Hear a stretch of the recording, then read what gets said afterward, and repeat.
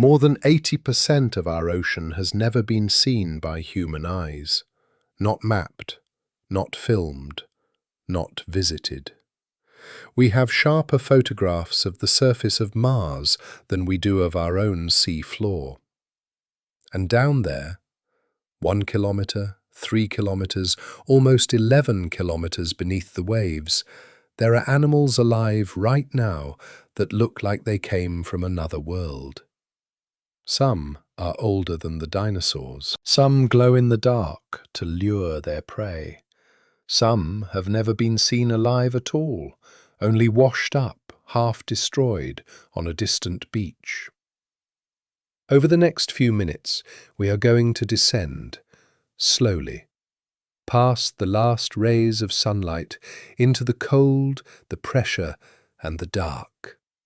And we are going to meet 10 creatures that genuinely unsettle the scientists who study them. Stay until the end, because number 1 is something the ocean has only shown us a handful of times. Number 10 is already waiting below us. Let's begin our descent. Number 10. 600 meters down, where the last blue light has already faded to black, and the water hovers just above freezing, something the size of a small dog is walking slowly across the sea floor. This is the Giant Isopod, and yes, it is exactly what it looks like. It's a woodlouse, the same little armoured bug that scurries out when you lift a rock in your garden, except this one can grow to nearly half a metre long.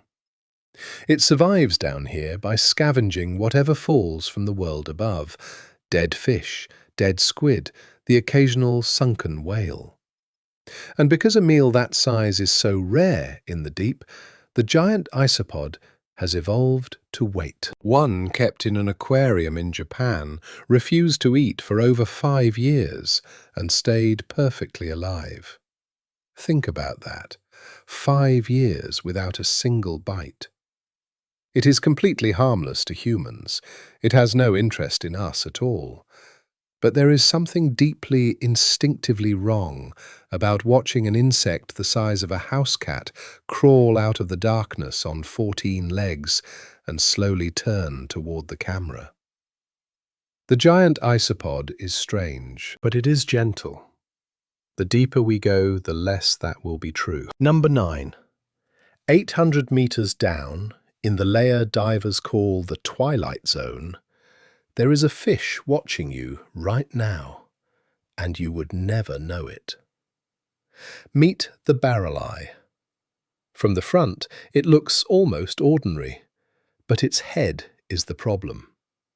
The entire top of its skull is a transparent, fluid-filled dome, like a cockpit canopy made of living glass, and floating inside that dome are 2 glowing green eyes. Those eyes can rotate. They normally stare straight up through the top of its own head, searching the darkness above for the faint silhouette of prey drifting down. And when the Barreleye decides to strike, the eyes swivel forward to track the target through its own see-through skull. For decades, scientists only ever saw dead, collapsed specimens hauled up in nets, and never understood what the dome was for, because it ruptures the instant it leaves the deep. It wasn't until 2009 that one was finally filmed alive, and we realized this animal had been hiding behind a window in its own head the entire time. We are still in the shallows of the deep. Let's go further. Number 8. 1,200 meters now, and the animal in front of us has barely changed in 80 million years. This is the Frilled Shark, and it looks less like a shark than a snake that learned to swim. A long, eel-like body, 6 pairs of frilled gills that gave it its name, and a wide, gaping mouth lined with 300 teeth arranged in 25 backward-curving rows, each tooth like a tiny 3-pronged hook. Nothing that swims into that mouth swims back out. The frilled shark is what biologists call a living fossil, almost unchanged since a time when its ancestors hunted alongside creatures we now only know from stone. For most of human history, it was seen so rarely that sailors who described a long, serpent-like fish rising from the deep were simply assumed to be inventing sea monster stories. The very first time one was ever filmed alive in its natural habitat was 2004. Let that land for a moment. We put human beings on the surface of the moon a full 35 years before we managed to film this animal swimming in the dark. And we still don't really know how many of them are down there, gliding through the black. Number 7 is waiting, and it has a face you won't forget. Number 7. 1,300 meters. At first, the shark drifting toward us looks slow, almost clumsy. Pale, pinkish-grey skin, a long, flat blade of a snout, small, dull eyes. It hardly seems like a threat. And then it opens its mouth, and its entire jaw launches forward, out of its face, on a hinge of stretching tissue, snapping shut where its prey used to be. This is the Goblin Shark, and that lunge is one of the fastest bites in the entire ocean. The snout is covered in special sensory organs that detect the tiny electrical fields given off by living animals. So even in total darkness, where its weak eyes are useless, the goblin shark can feel your heartbeat.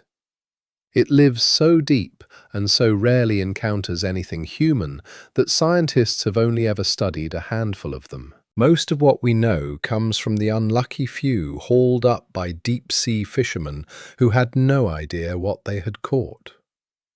The goblin shark has existed for around 125 million years. We have known it exists for barely 100. Let's keep going down. Number 6, 1,500 meters, and we have now passed the depth that sunlight can reach.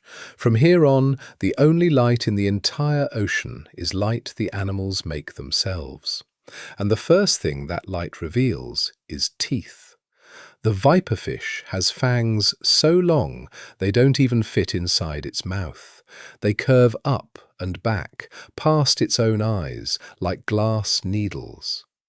If it closed its jaw fully, it would impale its own brain. To hunt, the viperfish hangs almost motionless in the black and dangles a single glowing lure on a long spine above its head.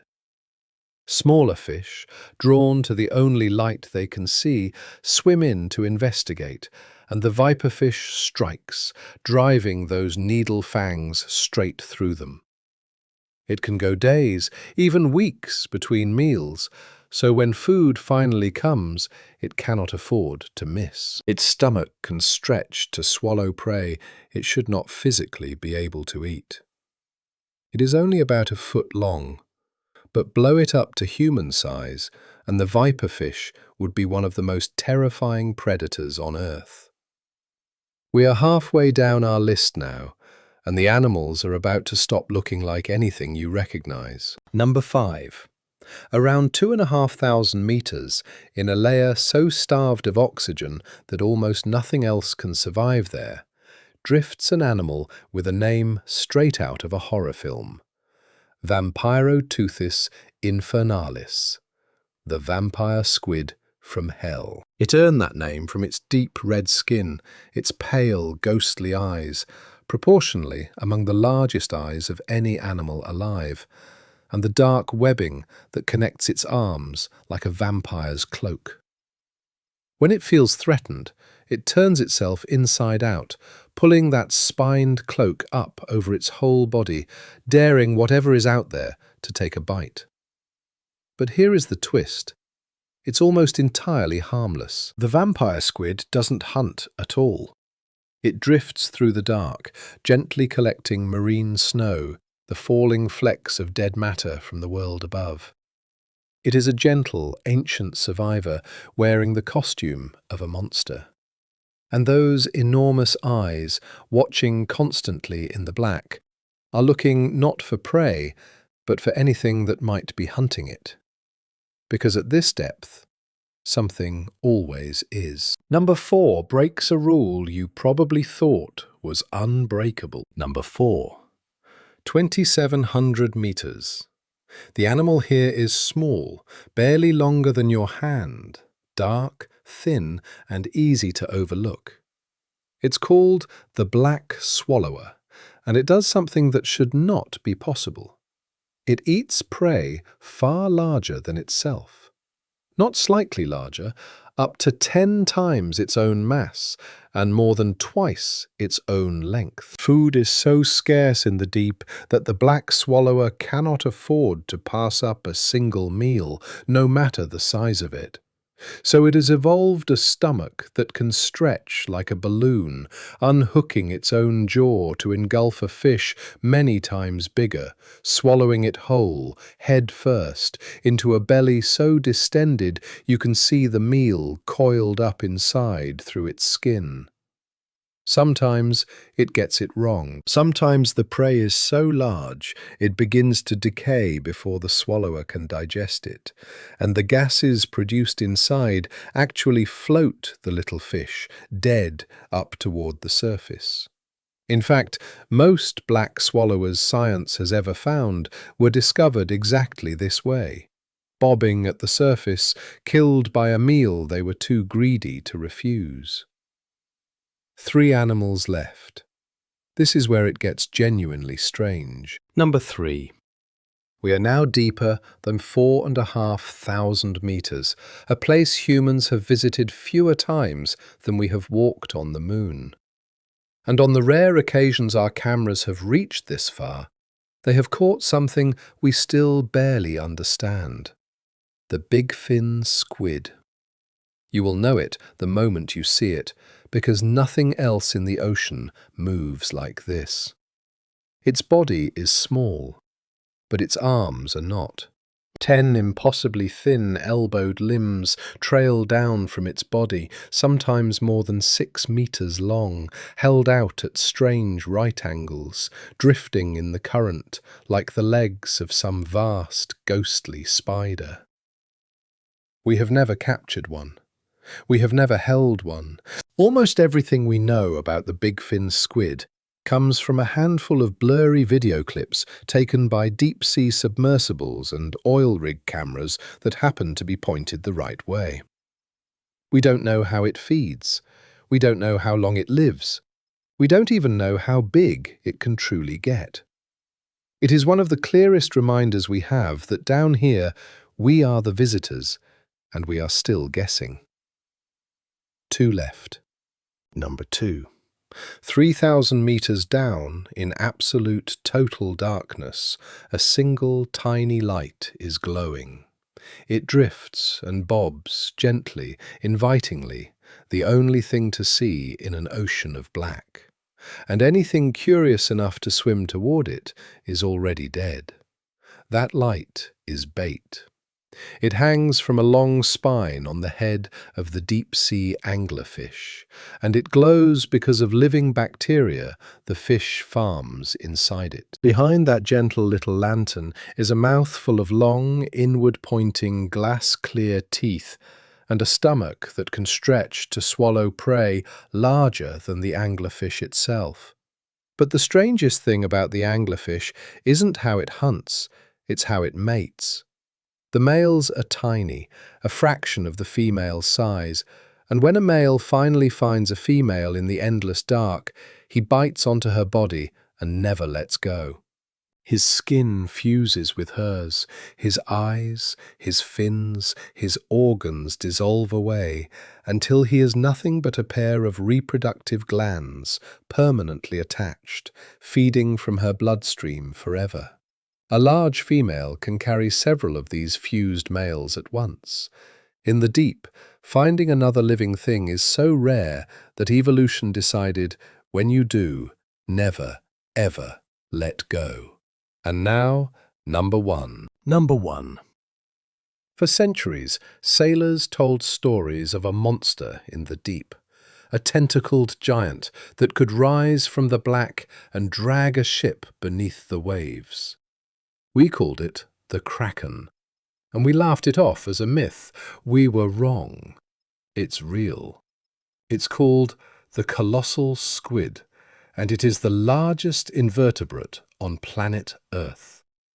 It can grow longer than a city bus and weigh as much as 1/2 ton. Its eyes are the size of dinner plates, the largest eyes of any animal that has ever existed anywhere, evolved to gather the faintest hint of light in a world that has almost none.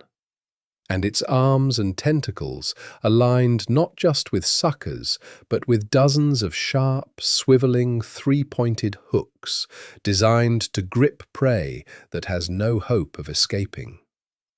And here is the part that should genuinely stay with you. We have almost never seen one alive.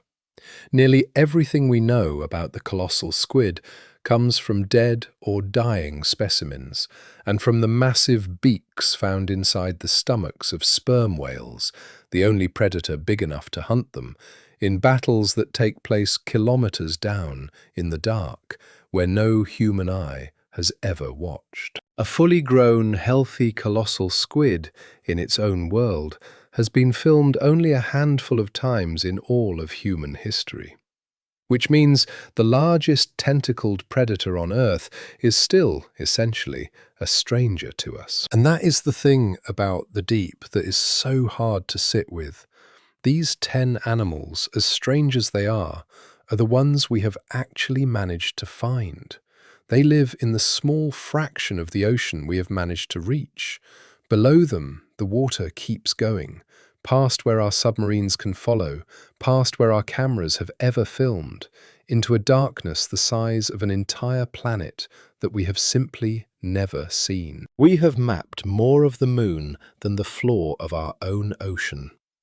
So whatever the strangest thing in the sea really is, the true number one, there is a very good chance no human being has ever laid eyes on it. At least, not yet.